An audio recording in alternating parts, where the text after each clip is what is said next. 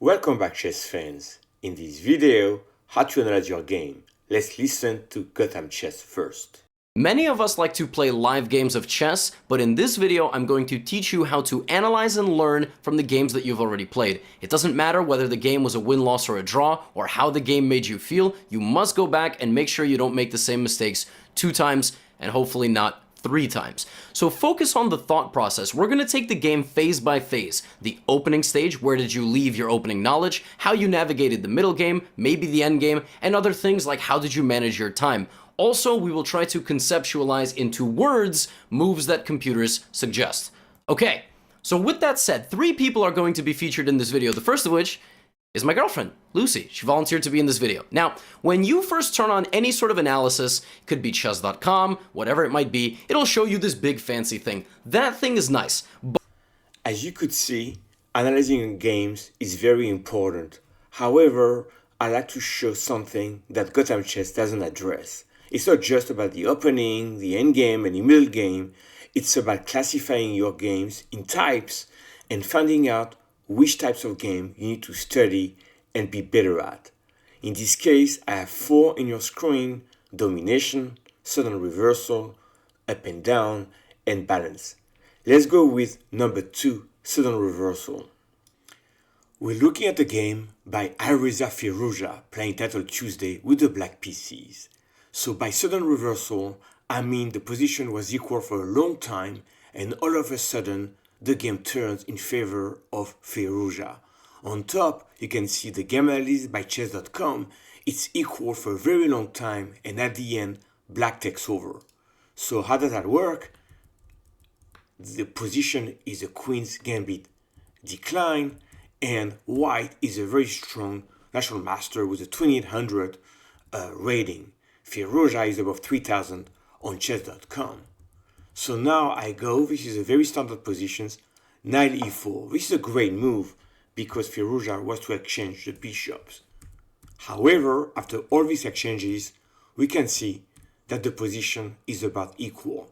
1 knight each, 1 bishop each, 2 rooks, and the position is fairly quiet. The game goes on, and this position is still equal according to the computer. Yes, white has a weakness on e3, but black cannot win the pawn easily. Going to move 30, white is doing great because the position is still equal. Now Firouzja opens up. What does he want to do? 2 weaknesses to look at, but white can counter on this weakness here. The game goes on, and now Firouzja wants to go h5, h4. He wants to exchange, and there's gonna be 3 pawn weaknesses. However, white prevents that by playing h4. This position is still equal. We'll move 35.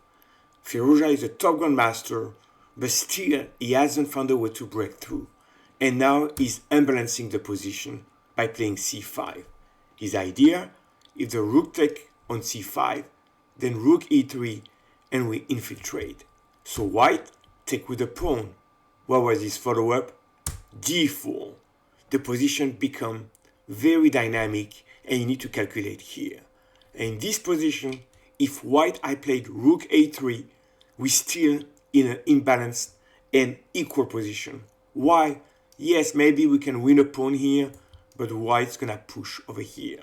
The position is 0.00, believe it or not. But this is a moment where white makes the critical mistakes.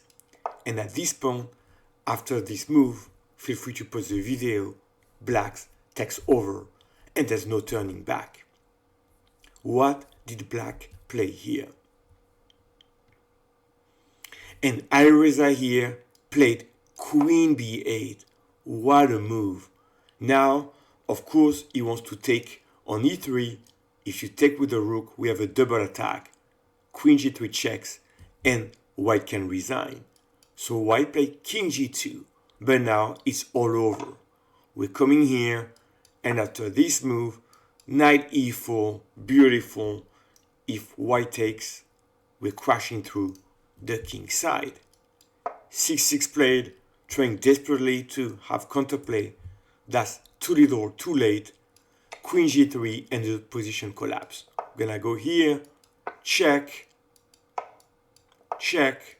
This is all false, by the way. We're doing check, and here, what will be checkmated? A nice way to checkmate is 92 checkmate. So we've seen as for a very long time, position remains equal, both sides have chances, and after this critical error, this is where tactics comes in.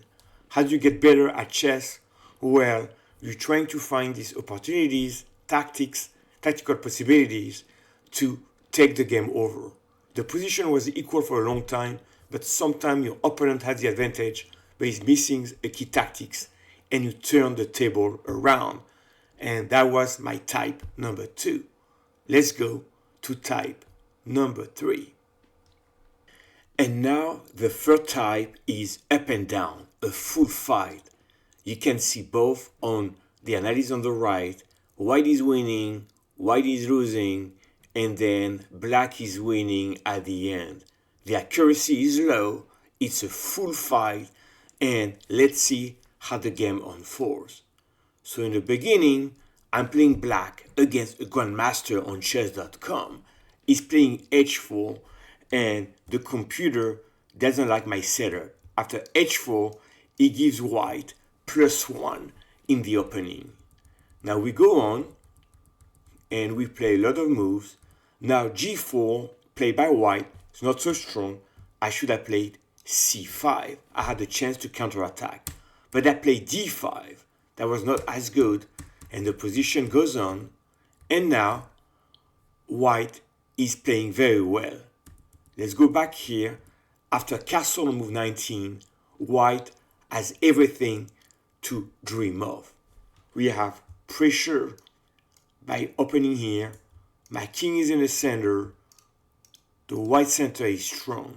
If you put that in the computer, this is +2 pawns in favor of white. So white is close to winning. The game goes on, and look at this position. My king is in danger. White has a very strong initiative here. So here, what happened here? Knight f3, and white will control everything. Control d4 and e5. Instead, knight c3 is played. I play king b8, and now knight f3. But this is a key moment here where I can go back in the game, and I found a brilliant knight e5. My opponent missed that. After that, I push d4. All of a sudden, after my knight sack, I'm getting back the piece, but my bishop here is alive. So look over here, I'm completely lost. That bishop here is doomed. My king is in the center. But all of a sudden, by playing d4, my pieces come alive. And now, this is a key moment here. My opponent should have played b takes c3. And here, he can try rook c1. And I would have to find the move queen b4, right? And there's a lot of action here. The game is up and down. But over here, my opponent said, well, I'm going to grab this pawn. This is a tragic mistake because I play check. And now I have a way to turn the game around. And I play knight takes e5. And here, my opponent resigned. Where is that? If you take here, which is the only move, over here, I have an easy way to win, which is to play queen e3. Remember the bishop over here, controlling here, we're attacking here, we're also grabbing this pawn. This is complete disaster for black, for white, should I say. So again, in the position, in the opening is much better for white, but here I missed this move, which would be great, because after that, queen c7, advantage black. There's a lot of holes in this position, so black is close to having the advantage. Over here, white was again in a driver's seat, and here they missed the move knight f3, and eventually I'm able to climb back in the game. After these terrible mistakes, I can unleash the position. This is not winning yet. but clearly I am fighting back. So what's the lesson here? Even if you're playing a grandmaster, even if you're down 1 pawn, 2 pawn, plus 2 pawns in the eval, you have to fight back. And here I found a counter chance by giving up a piece to free my pieces. And my opponent wasn't up to the task, right? Was still way to fight, but he lost his way and lost. So this was type number 3, with the eval going up and down. For that, it's not just tactics, but trying really to study games where there's complication and finding counter attacks. So this is something Hikaru is very good at. If you follow Hikaru's game, you're gonna see that he's not always winning. It could be in inferior positions. He's gonna find a way to create counterplay and finish on top. In this third example, it's domination. Domination means, well, I was black in this game and I didn't get the chance to really fight in that. So let's see what's happening. My opponent played this kind of like unusual setup with the 2 bishops right here. I played 98, which was unnecessary. 96 would be better. Anyway, we exchange bishops. And here we can see that my opponents want to attack, right? So the best way to defend would be d5, and I'm gonna push g4. But I miss that, and I play e5, a horrible move. Why? 9d5. All of a sudden, my opening prep is not as good as it should be. I have a lot of holes, right? So here, the knight here is dominating. There may be a5 on top, so I try to play a5 myself. Now bishop c4, and you can see there's a threat, and now rook h3. So we can see that white has all the fun, and my pieces are misplaced. Now we continue, and now we have this position here. White is trying to attack, and I was trying to control the a file. Now take, queen h4. Now white has a concrete threat. Double attack. I try to give a check, and now king f2. What I had to do here is to do queen b7 to defend, and when he gives checks, I'm trying to hide over here. Let's say he takes, and I take, and I'm trying to defend that. I am worse, but not lost yet. Instead, after this move, I play rook f7. I play that move too late. And now, check, and here, knight b5. Look at that.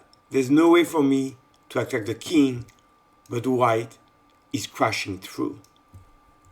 The game went on, and boom. Over here, checkmate. But this position here is completely hopeless. So we went for a position where white was a little bit better, to white was better with controlling the center. Here, I had to defend by rook f7.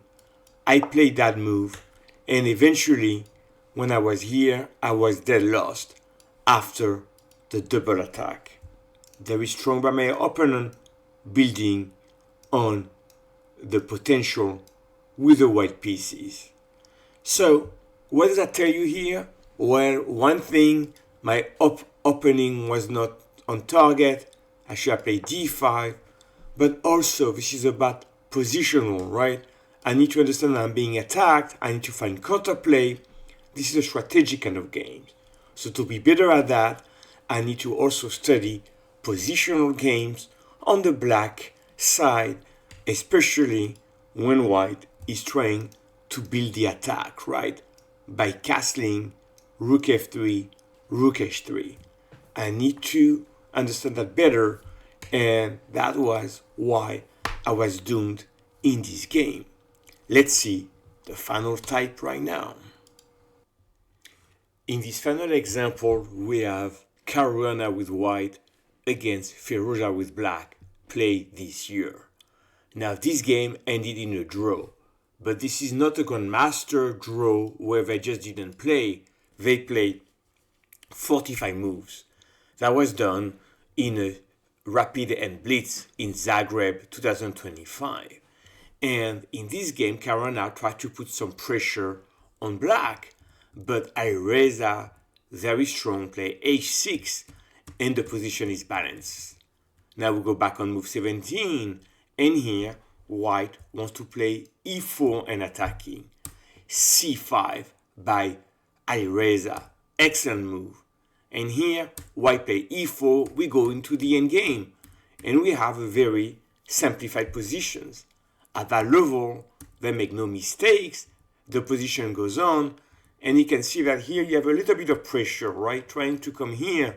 An excellent move by Alireza, rook c5. Because if you take, then you're going to take this pawn, and it's still equal, right? So, in the game, b4 is played, excellent by Caruana, rook b5, defending b7, and attacking b1. Rook b1, and now what do? Bishop f5, exchanging the bishops, right? So now we go like that, and we have a rook endgame. The position is symmetrical, 3 pawns on each side, 2 pawns on the other side. This is completely equal rook endgame. They keep playing, right? They keep playing, exchanging the pawns, and now a5, excellent defense by Alireza. Once again, Firouzja exchange the pawns on the queen side. Check by Caruana. The king moves, the rook goes back, the king comes back here, check, and after this repetition, this is, draw. 45 moves, 99% accuracy in a quiz gambit. That's where at that level, you need to change the opening, maybe not playing bishop f4, which led to some exchanges, try to find more complication somehow. So again, excellent prep by Reza Firouzja, and excellent defense by playing rook c5 here, a very active way to defend the b7 pawn. With that, this is something that can happen in your game as well. Not every game can be won, and that's why with the perfect play on each side, you have a draw. With that, I think that I went to type 1, 2, and 3, and 4, gave you example so you can go to your games, understand which types you play most, which type of game do you need to analyze more, and what grandmasters and IM games you can follow in order to be stronger. How do they do to reverse the game, to stay in the game, to go for a full fight, or to dominate positionally like card centers? Or that you can learn by analyzing other games, but also finding your weakness in your own play. And that is the ultimate guide to analyze your game. I hope you enjoy it, and I'll see you in the next one.